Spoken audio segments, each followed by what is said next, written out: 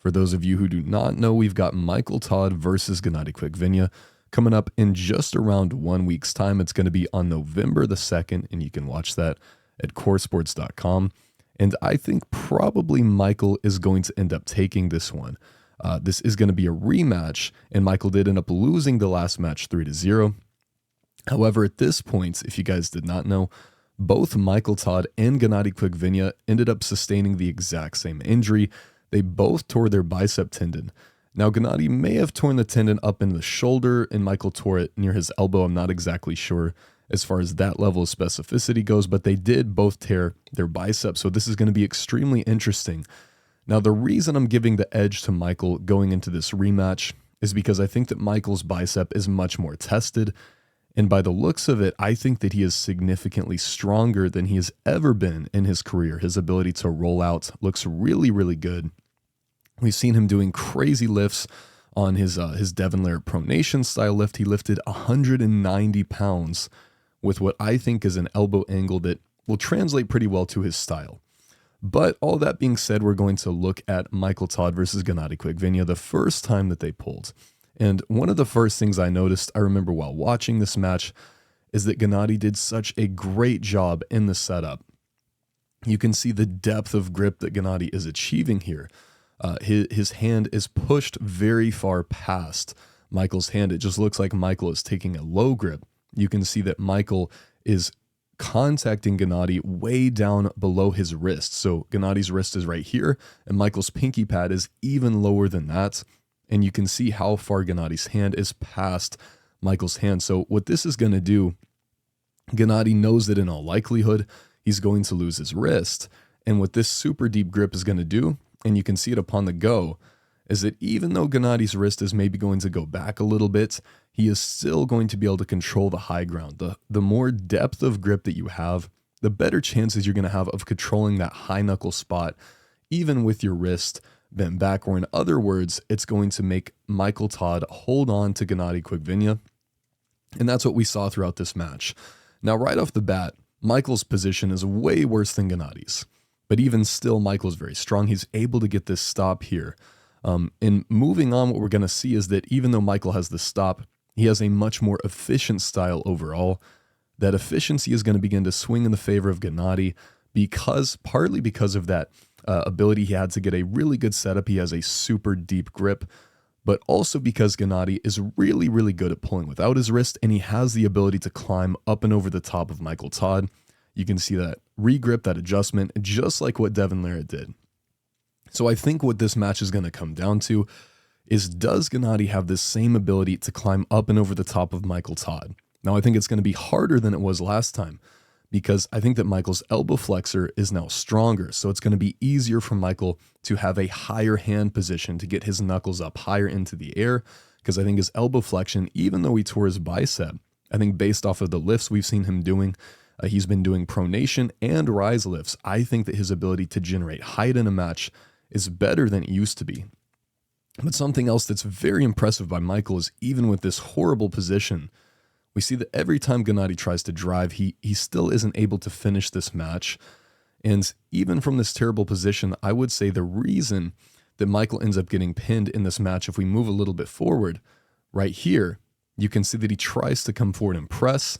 And when he starts kind of looking like he's going to press, that's when GENADI hits as hard as he can. He explodes, and he's fast enough to where Michael can't get back into his king's move position fast enough to block this pin from occurring. So I think that potentially if Michael can get a better setup, if he can be a little bit more intentional and maybe not kind of make it so obvious that he's going to go for this press, I think that already that's going to give him a significant advantage in the rematch. And that's not even considering GENADI's injury and the fact that I think Michael is stronger. Another mistake that I think Michael made, and it has to do with the same thing, it's kind of telegraphing that press move. And we're going to see once again, Michael is really telegraphing this press. And I just don't think that this was the greatest option against GENADI KVIKVINIA. And we see that as soon as he tries to press here, GENADI's able to block that very easily, and he rolls right back over the top of Michael. And once again, Michael does end up getting a stop. It's just that it was too late. He wasn't able to roll back out fast enough into an outside move in order to get the stop before the pin occurred. So I think that this is 2 pins, potentially more so due to Michael kind of telegraphing that press and maybe panicking just a little bit when he didn't need to just yet. And GENADI ends up getting the pin not because he climbed all the way up and over the top of Michael to where he had complete dominance or complete control, but rather because maybe Michael tried to press just a little bit too early and he kind of gifted GENADI that position. And then in the final round, we see once again GENADI with this super, super deep grip. You can just see it emphasized even more so here. Look at how far past Michael's hand GENADI's hand is. There's just so much space between GENADI's wrist and his pinky. The distance between GENADI's pinky and Michael's wrist is really, really far here, indicating that depth of grip, where the same is not true for Michael Todd. And this is giving GENADI control of that high spot. It's forcing Michael to hold on to GENADI. And at the end of this match, once again, we see that GENADI isn't able to maintain hand control, but he ends up finishing this match with a flop press. So what would Michael have to do if he's going to win this rematch? I think that there's 3 main areas that he has that he can really improve a lot on. The first one would be to get his elbow flexor a little bit stronger so that he can maintain that higher knuckle position better. And I think he has certainly done that. From every lift that I've seen, it looks like Michael's elbow flexion, his ability to generate height, is significantly stronger. So I think it's going to give GENADI a much more difficult time in going up and over the top like he was, and that was really what gave him much more access to that flop press to begin with. And another thing I really would love to see Michael do in the rematch is to not allow this depth of grip. I think Michael needs to do everything he can to prevent GENADI from getting such a deep grip. I think that really gave GENADI access to so much more of his power than Michael was ready for, and if Michael can deny access to this, I think that's going to be a huge benefit to him. And the final thing would be maybe just to wait a little bit on the press. The thing about Michael's press is that most of the time I really don't like to see him do it. And sometimes it just doesn't work at all, like we see here against GENADI. But then other times it works super well, and it seems like it was a genius move to pull out of nowhere, like against Kamil Jablonski. I would have told Michael to please never press him in a million years. But then somehow he flash pinned him with a press and made it look easy. So Michael's press is a little bit confusing to me.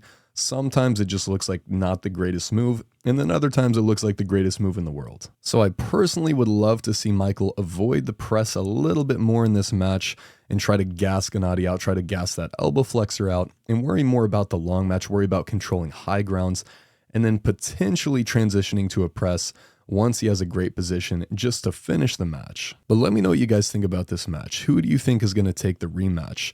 The reason I'm going with Michael is because his injury recovery just seems to be much more tested to me. I've seen him doing lifts that I would think directly translate to his game, and he seems to be stronger than he ever has before, whereas I just haven't seen that much from GENADI KVIKVINIA as of late. Although GENADI is one of my favorite arm wrestlers to watch because he really can do every single move that there is. So I wouldn't be surprised at all if GENADI was able to claw this one out once again.